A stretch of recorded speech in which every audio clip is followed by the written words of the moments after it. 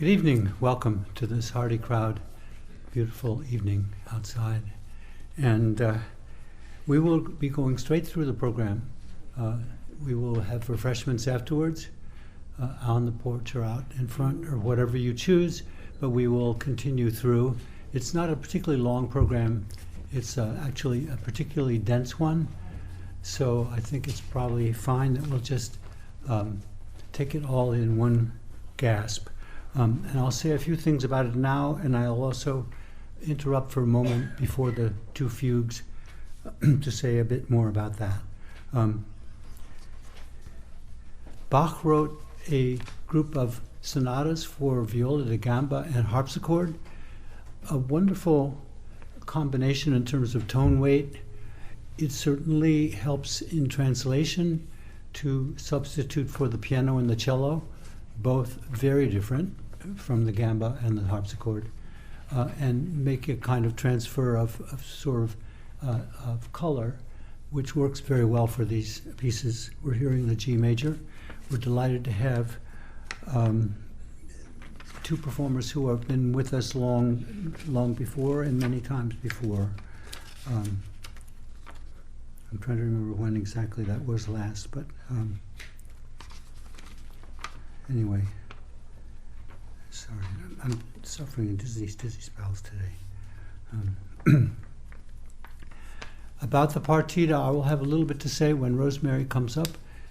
One of the ideas we had for this program was two pieces which come up very seldom on concert programs for similar reasons. Hard to play and esoteric.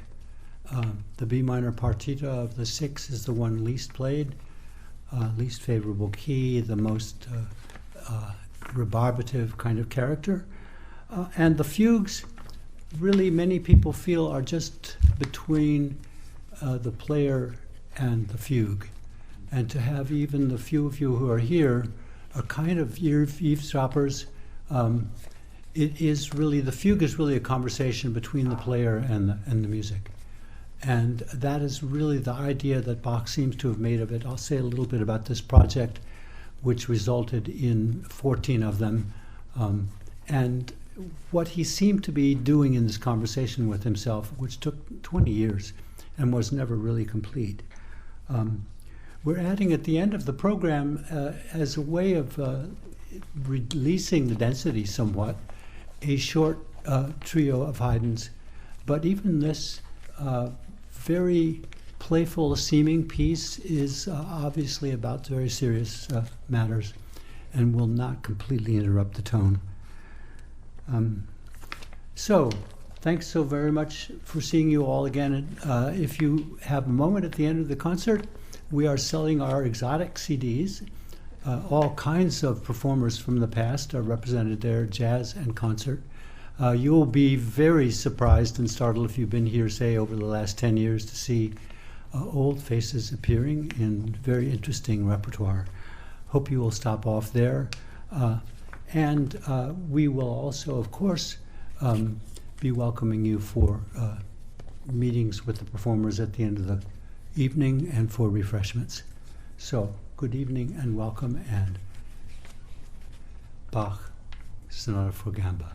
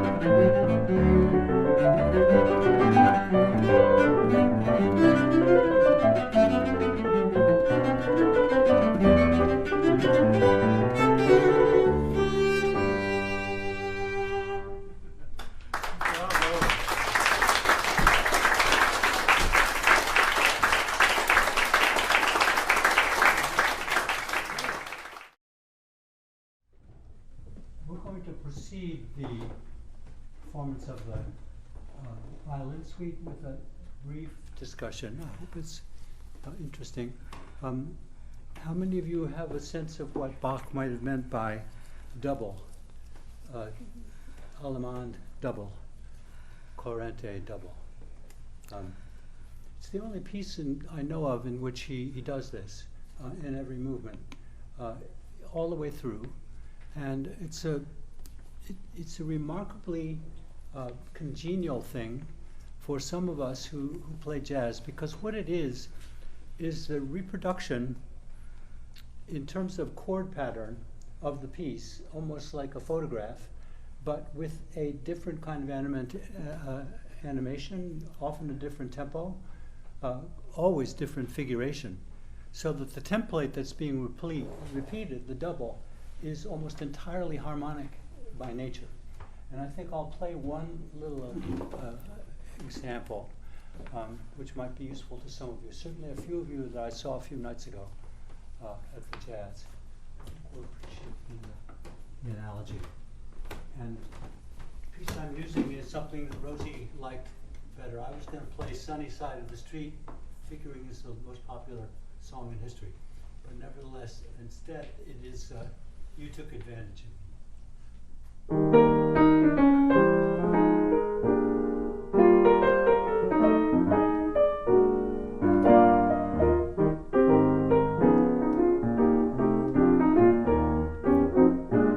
So the chords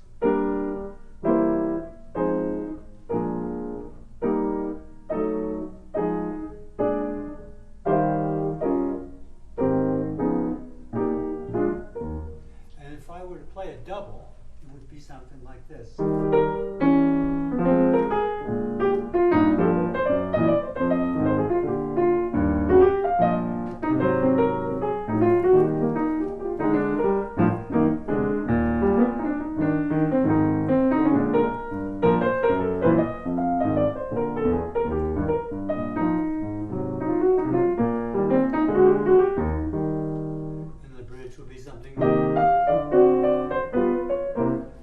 the double was maintaining was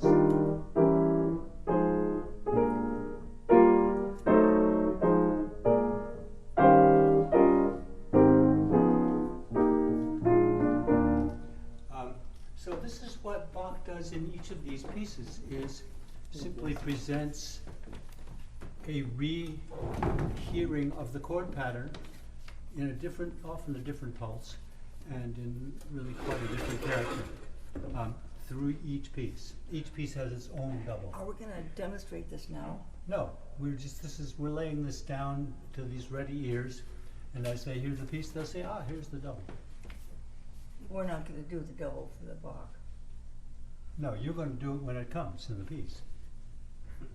I am? News to me. You're going to be playing the piece, and they will hear the double. That's what we hope for. Okay. That's what we hope for. I want to say a couple of things. Okay. Oops. Rosie may have some things to add.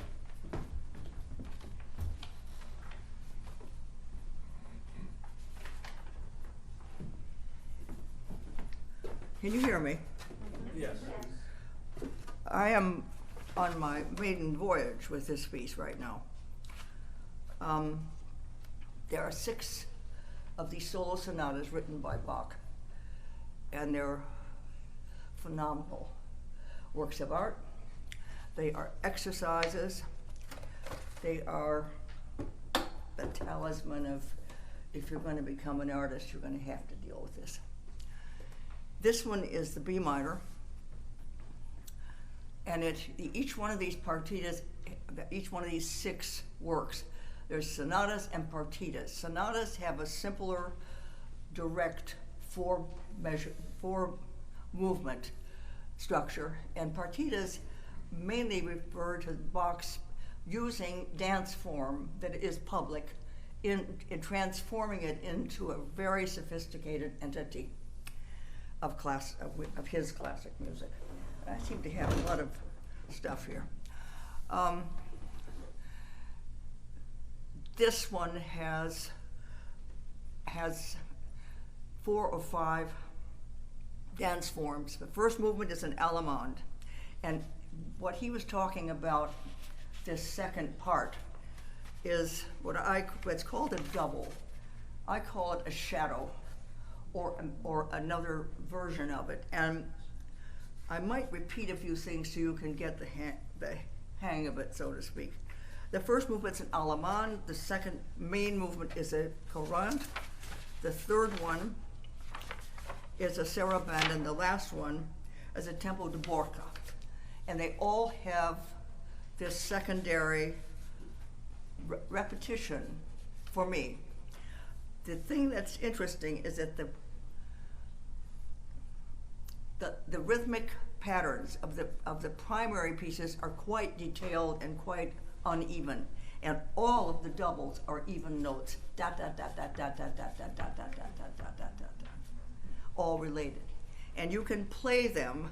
You can play the original Allemande over the top of this double, and they fit. Go figure. And well, that's just the part of it. And then, of course, playing this is a horse of another color. I've never had an occasion to put so many fingerings into a piece. This is like a forest of fingerings on all the notes. And so if I seem to be studying this, I'm studying it. And I thought 3 months ago that it would be a piece of cake. Not. So we'll get the violin out and talk about it. The other thing that you may not have encountered, I left the violin up here because I get sick and tired of trying to get up a staircase. Bach lived from 1680 to 1750. The piece is probably 1710. This is 1737. We do like history.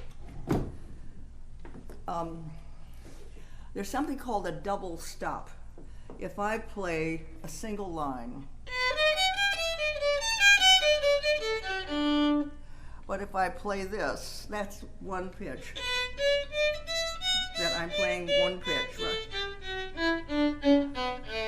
If if I play a double stop, I'm going to put a finger on the F, B, the F sharp, the D, and the F sharp. And I'm going to play them as a group. That's called a double stop. It might be a 3-note or 4. 5 would be a difficult proposition. I may repeat some of this just because I'm still living with this piece. I think I've got the character finally. That's the last thing I'm going to say. It looked like the Allemande was sort of free, a kind of dance. I'll play the tune for you.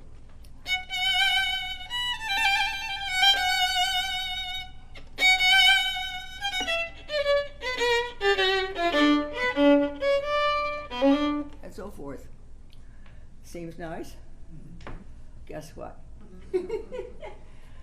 You better play it strict or it becomes completely confounding. So I have to keep the beat, and this is true for every movement in this piece.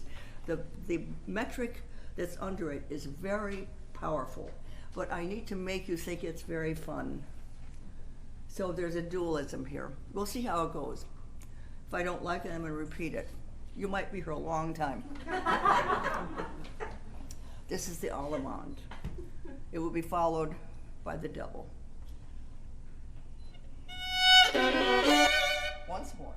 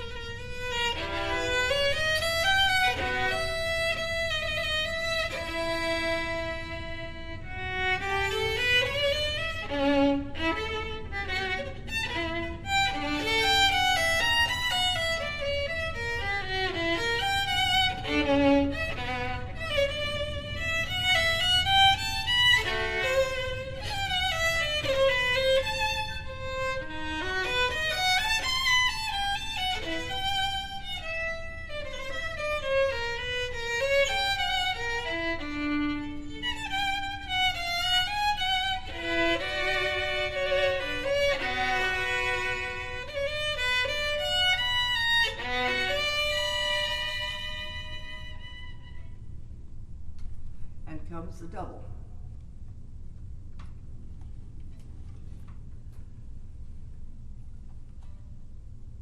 Same harmony.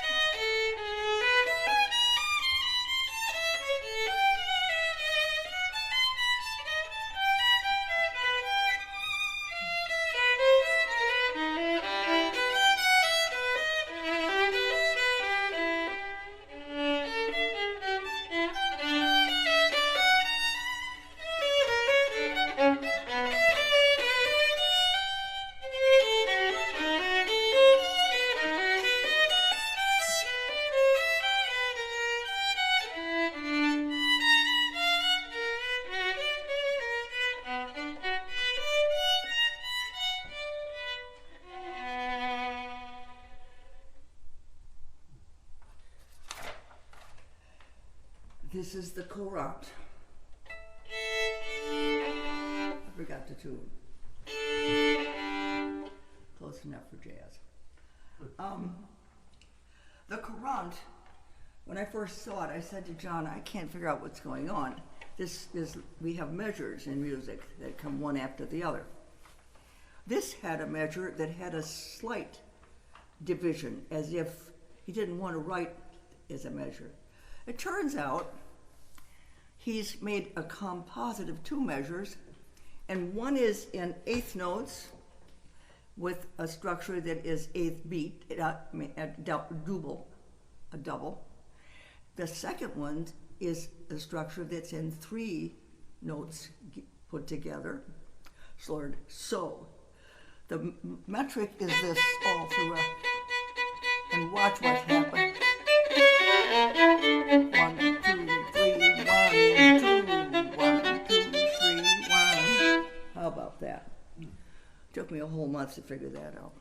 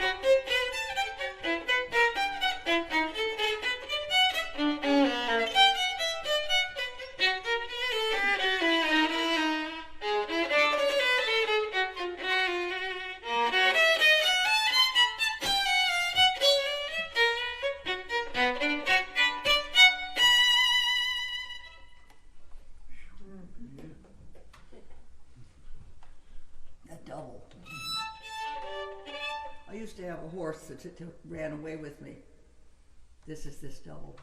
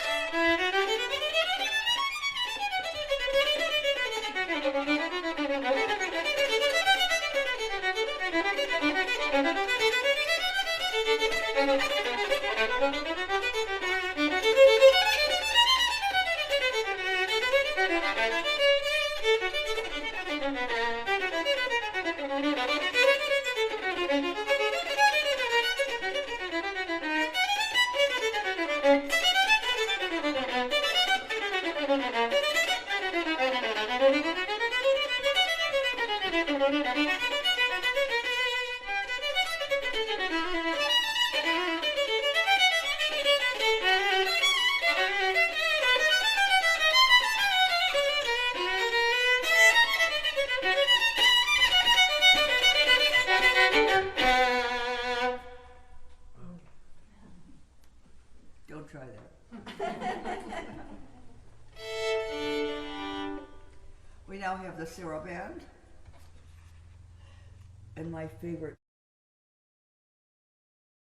is just wonderful. And I take some liberties with it, but you won't tell anybody. Not the Sarabande, but the other.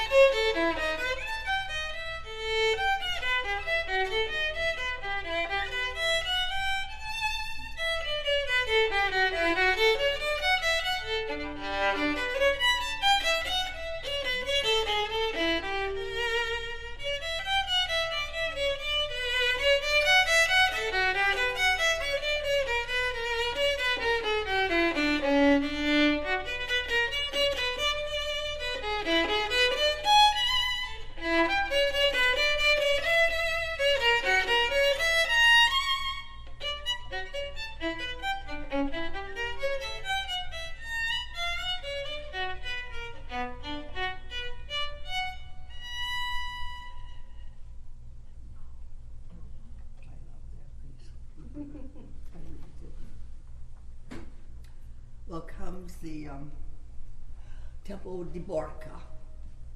I'm sure you can tell what that's going to be like. That's just, one of these stomping things. And the double with this I treat, I believe, is a shadow of it was.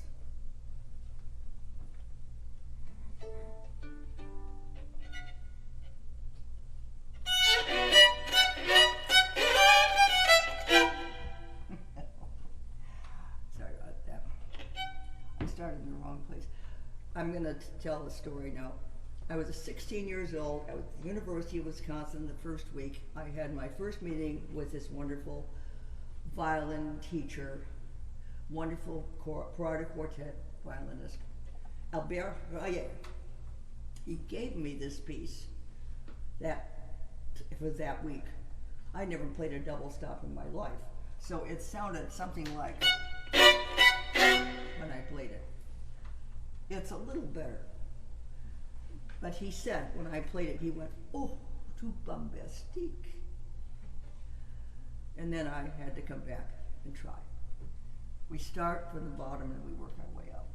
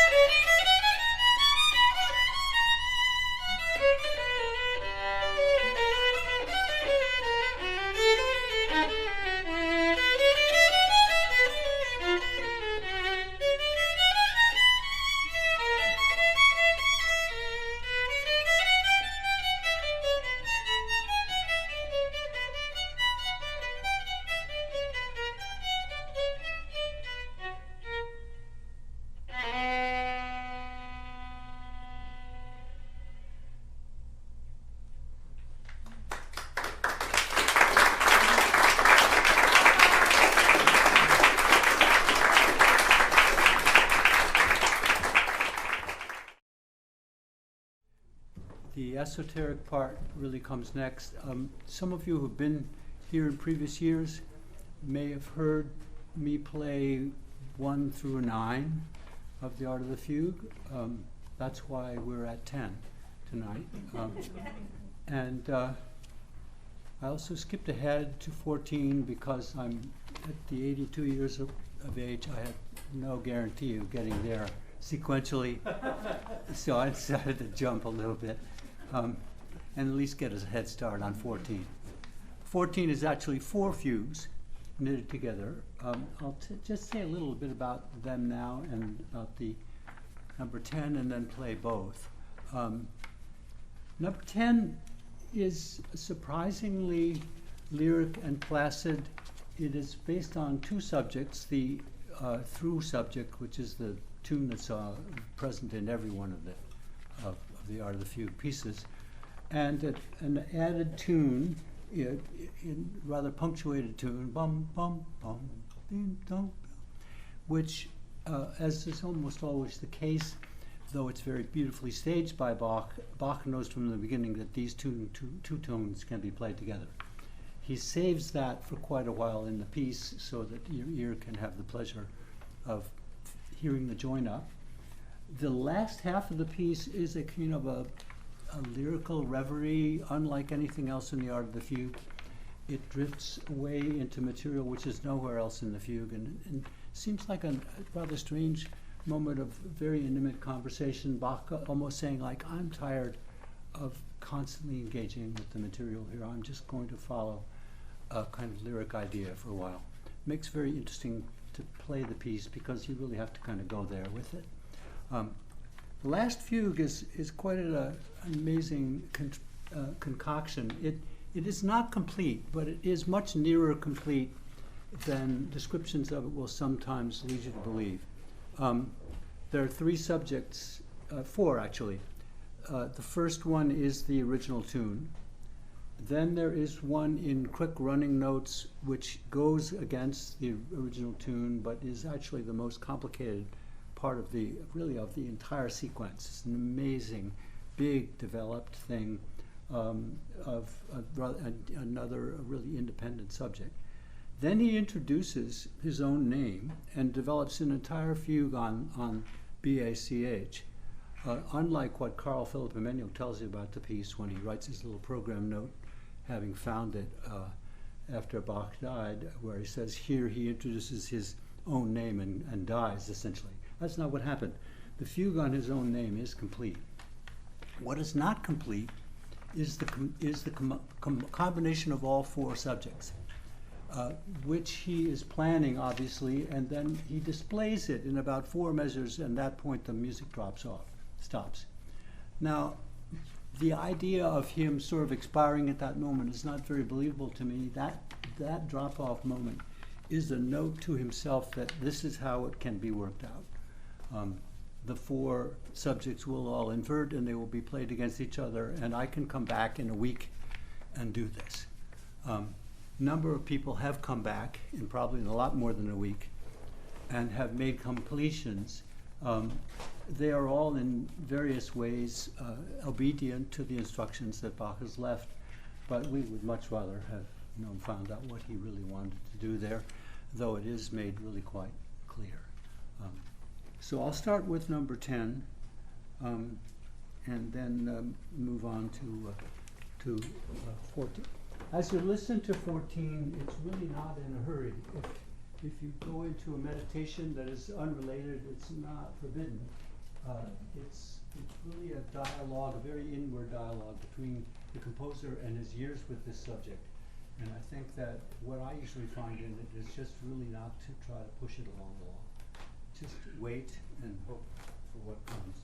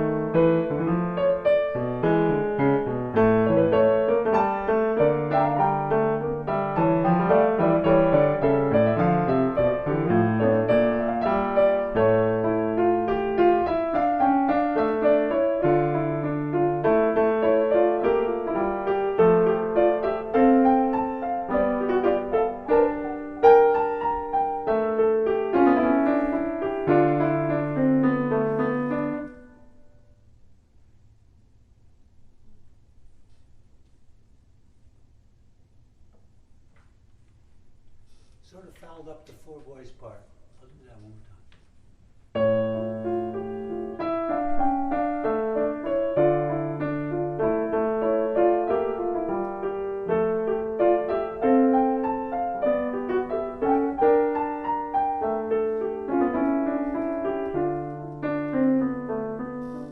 Extremely awkward to think that that combination is going to have to come four more times at least in the fugue.